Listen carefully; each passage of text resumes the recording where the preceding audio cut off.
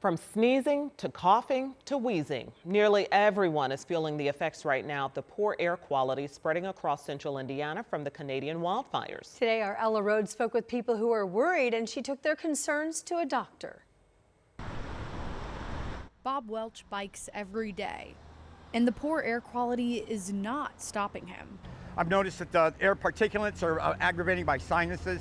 They are aggravating, and my throat's really kind of sore. He even went to the ER for his symptoms. That real cool air than hot air. Cool air sometimes it's nice and crisp, and all of a sudden, it kind of chokes you a little bit. Lucky Columbro feels it too and can't avoid the haze. Walking is her main mode of transportation. Especially in the heat, with air with who knows what's in it, from the wildfires.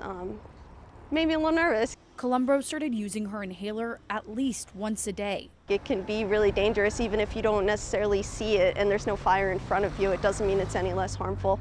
This view from the pagoda at Indianapolis Motor Speedway shows you just how dense the air looks. Indy's skyline more like a shadow. Try to reduce your exposure as much as possible to the outside air. IU Health pulmonary physician Dr. Alan Hislop explains it's the particles in the blanket of smoke over the city that hurt your lungs. Particulate matter, some of it, even though your body does a good job of getting rid of, it does deposit deep down into the lungs, and it can cause a number of inflammatory events that trigger symptoms like wheezing, coughing, chest tightness. He says even the healthiest of people can feel the effects. But I would imagine that if you're outside for, say, a handful of days for a number of hours, it probably is the equivalent of smoking a handful of cigarettes to maybe even up to a pack. A veil over the city no one wants to see or feel. In Indianapolis, Ella Rhodes, 13 News. And Dr. Hislop says you can wear a mask to help protect yourself, and when you're in a car, make sure you set the air to circulate. That way your air doesn't pull in from the dense air that's outside.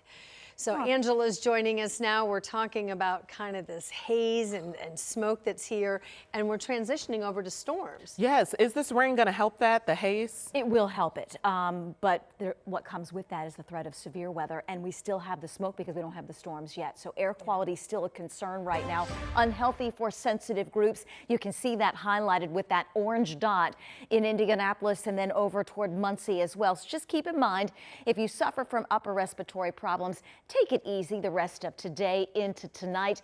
The storm chances will help mix up the atmosphere, so that is going to help, and we definitely need that as we look ahead at storm chances. Nothing on radar close to home. We've been monitoring a couple of complexes out to our west, but they've been moving almost due south, and for now, missing central Indiana. That's where the primary threat of severe weather is over the next several hours, but we're not completely at a zero, so we're going to keep a close eye on radar and in any additional storm development overnight. This is the latest analysis, and it actually has that next wave weakening again as it moves our way. We will still include some storm chances as we get into Tuesday, but thinking now a lot of that is going to be farther south. Walk you through the rest of Future Track 13 in just a few minutes.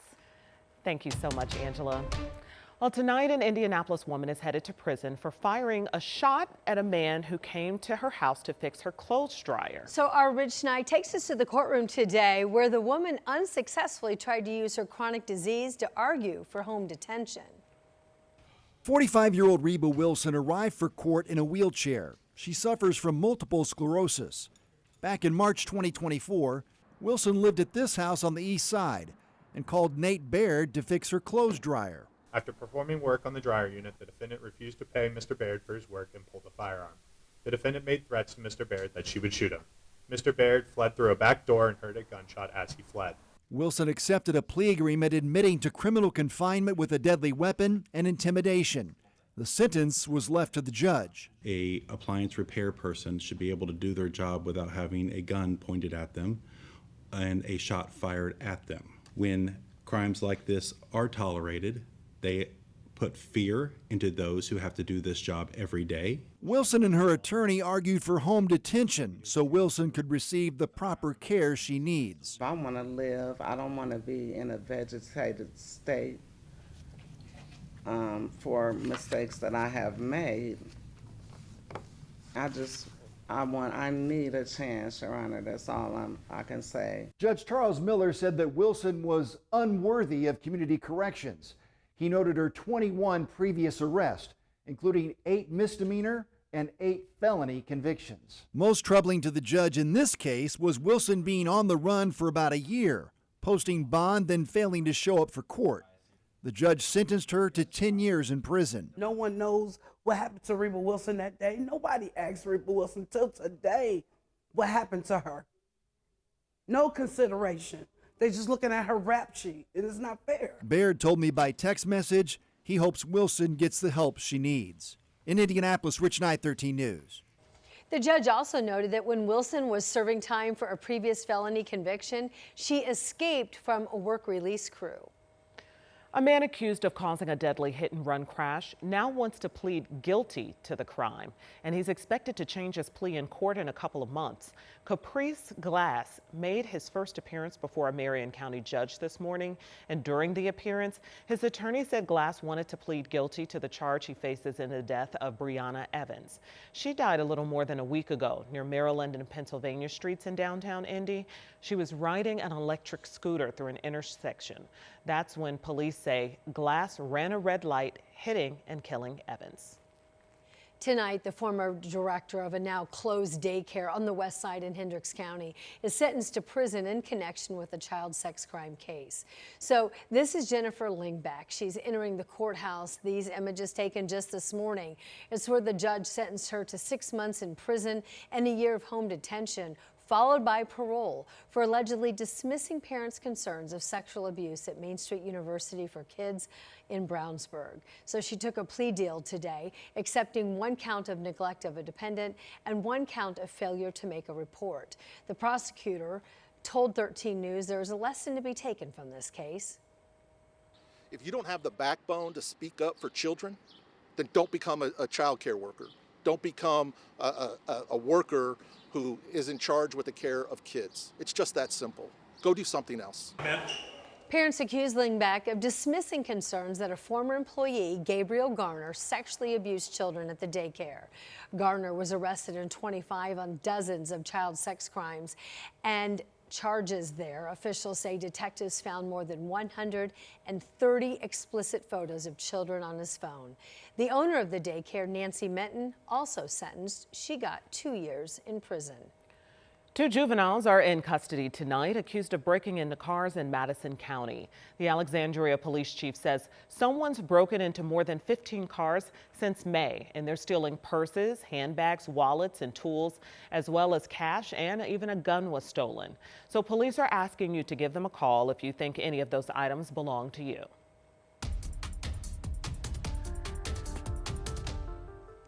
At the State House, the next legislative session now is still months away, but there's one issue that is getting attention already: redistricting. Excuse me. A new petition is asking Indiana lawmakers to keep congressional maps off the agenda next year. State House reporter Emily Longnecker explains what's behind this effort.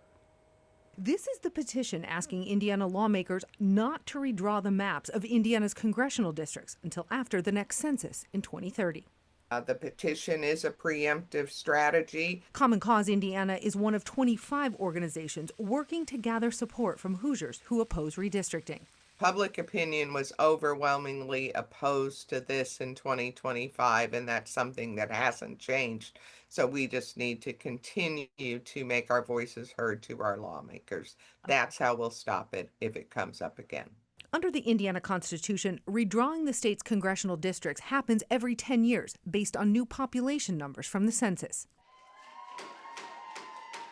Last year, though, lawmakers followed calls from President Trump to redraw the maps earlier. All of it part of the president's larger strategy across the country to gain more Republican seats in the midterm elections. That strategy failed in Indiana after some Republican senators joined with Democrats to defeat the redistricting push. But in the May primary, 6 of those Republicans lost to candidates who said they'd support redistricting if it came up again. We will have to try to convince these new folks, if they are elected in the general election, to change their mind on redistricting. We know that some Republicans are very focused on the redistricting issue, and we want to be sure that the 2027 legislative session is very focused on affordability issues for Hoosiers across the state. Democratic State Senator Fadi Kadora has been a vocal opponent of mid-decade redistricting. In the next session, he plans to call for amending the Indiana Constitution to prohibit drawing congressional districts to favor one party, referred to as gerrymandering. Changing Indiana's constitution requires lawmakers to approve the same language 2 legislative sessions in a row.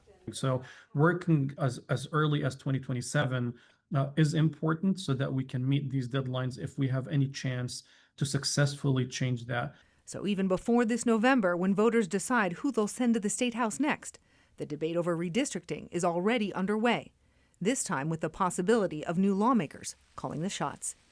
At the Indiana State House, Emily Longnecker, 13 News. And you can keep up to date on all the political news across the state on our show Crossroads Politics. Emily and Dustin Grove just released a new episode this past weekend. There you can check it out on WTHR TV streaming app.